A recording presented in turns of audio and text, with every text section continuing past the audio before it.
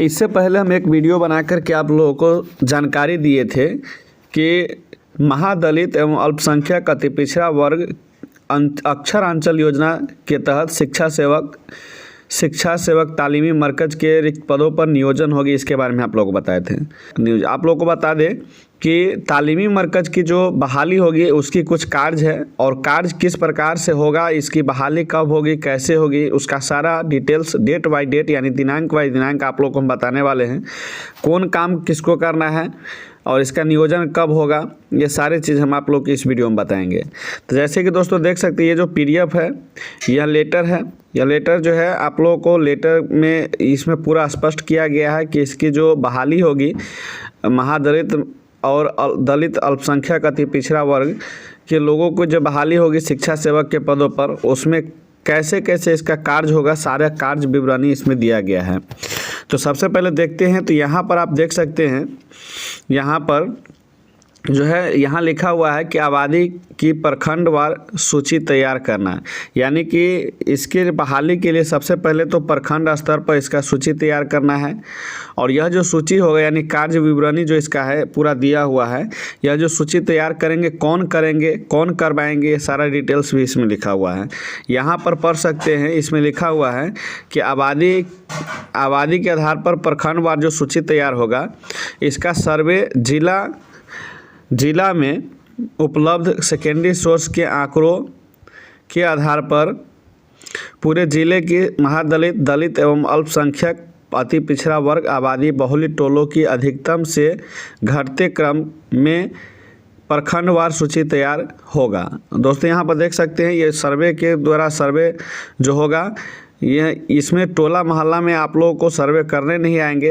यहाँ पर स्पष्ट लिखा हुआ है कि उसमें जो उपलब्ध सेकेंडरी सोर्स के आंकड़े होंगे, यानी पहले से जो सर्वे हो चुका है उसी सर्वे में से महादलित और जो अल्पसंख्यक अति पिछड़ा वर्ग के जो लोग हैं उनका एक सूची बनाया जाएगा, जो अधिकतम से घटते क्रम यानी जिसको कह सकते हैं बढ़ते से घटते क्रम की ओर से जो है यह प्रखंडवार सूची तैयार होगा।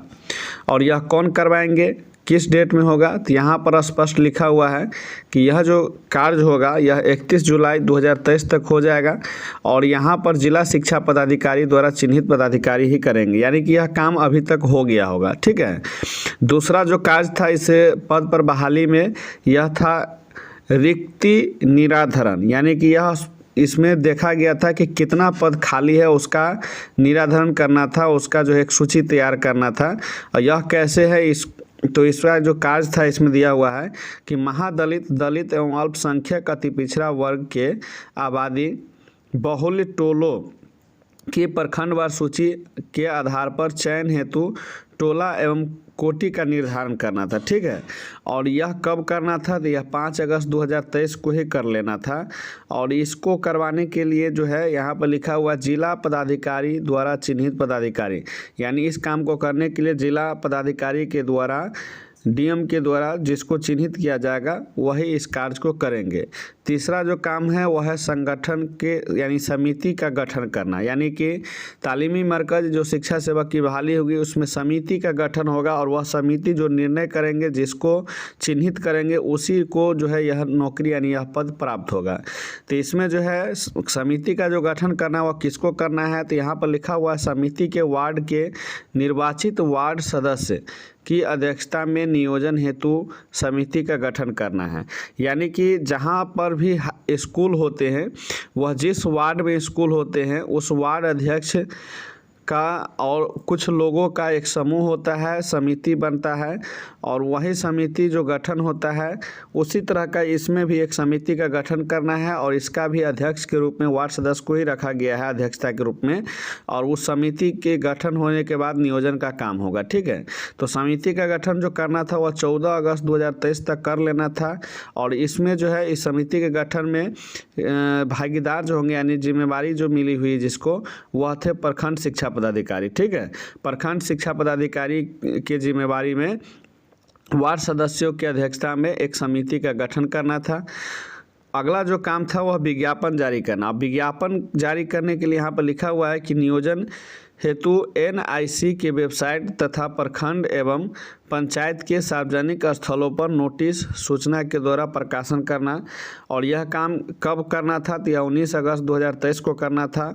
और इस काम को करने के लिए जिला कार्यक्रम पदाधिकारी, जिसको साक्षरता पदाधिकारी भी कहते हैं, एवं प्रखंड शिक्षा पदाधिकारी को यह काम करना था। ठीक है, तो यह विज्ञापन जारी करने का काम जो है जिला कार्यक्रम पदाधिकारी और प्रखंड शिक्षा पदाधिकारी को दिया गया था। उसके बाद आता है आवेदन प्राप्त करना, यानी कि इस पद के लिए जो लोग आवेदन करेंगे उसको कौन लेंगे या आवेदन कहाँ करना है, उसका वह काम जो है आप करना था।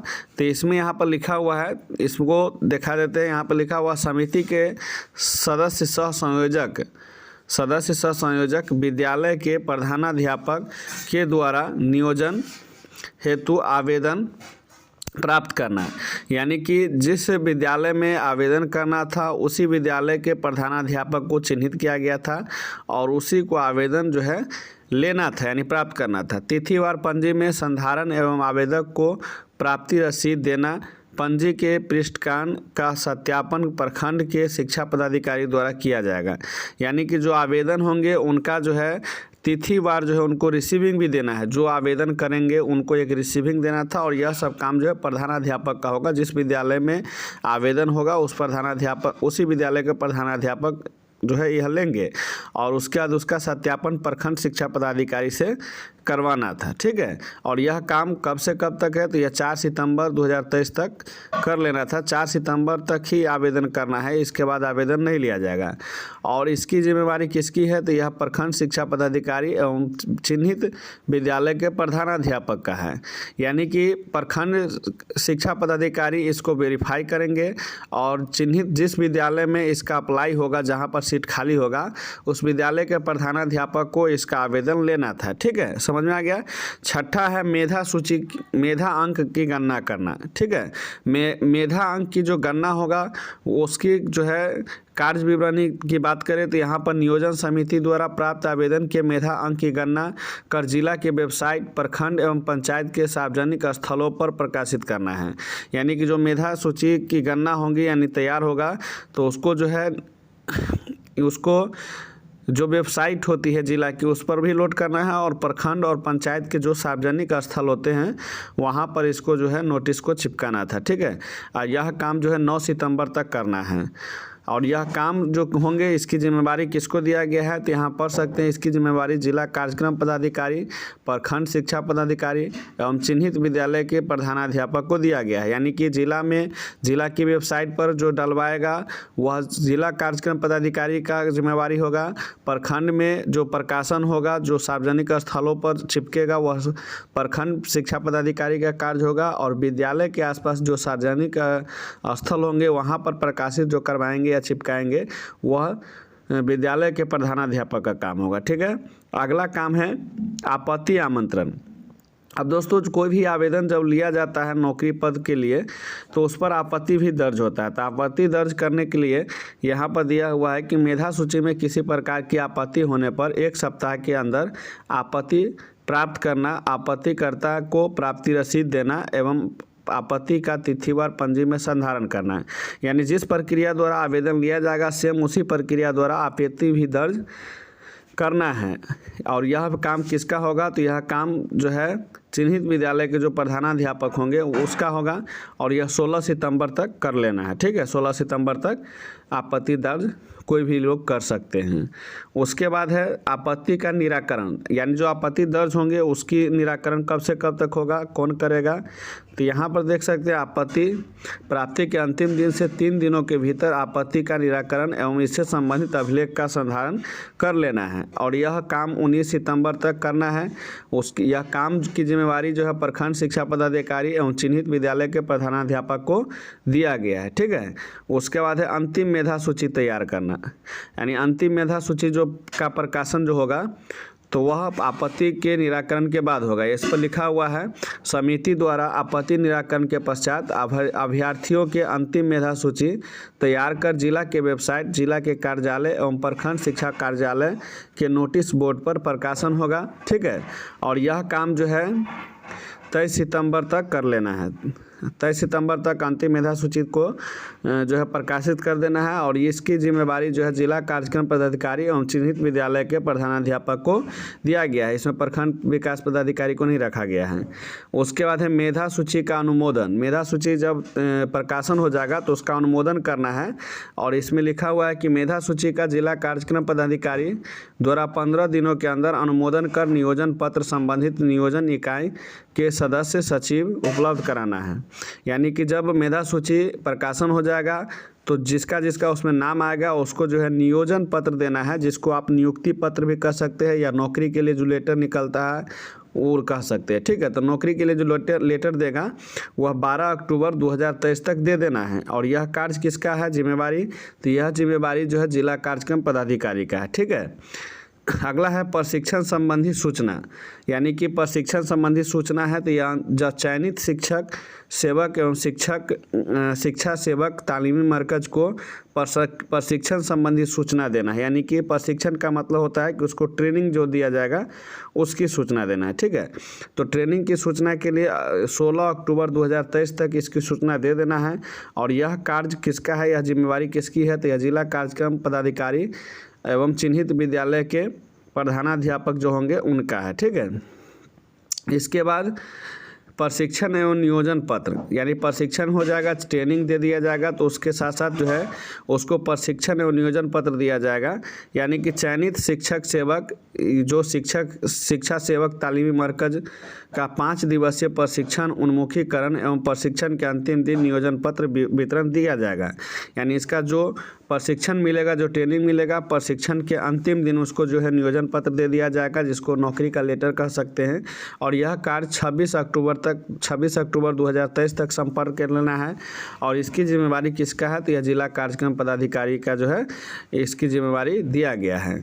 और लास्ट और अंतिम जो है इसका कार्य जो है वह निदेशालय को सूचना देना है। इसमें जो है चयनित शिक्षा सेवक एवं शिक्षा सेवक तालीमी मरकज के सूची का जन शिक्षा निदेशालय में प्रेषण करना है। यानी कि जो भी लोग चयनित हो जाएंगे उनका एक लिस्ट बनेगा, उस लिस्ट को जो है जन शिक्षा निदेशालय में प्रेषण करना है, यानी प्रकाशित करना है, भेज देना है। यह काम 31 अक्टूबर 2023 तक संपन्न कर लेना है।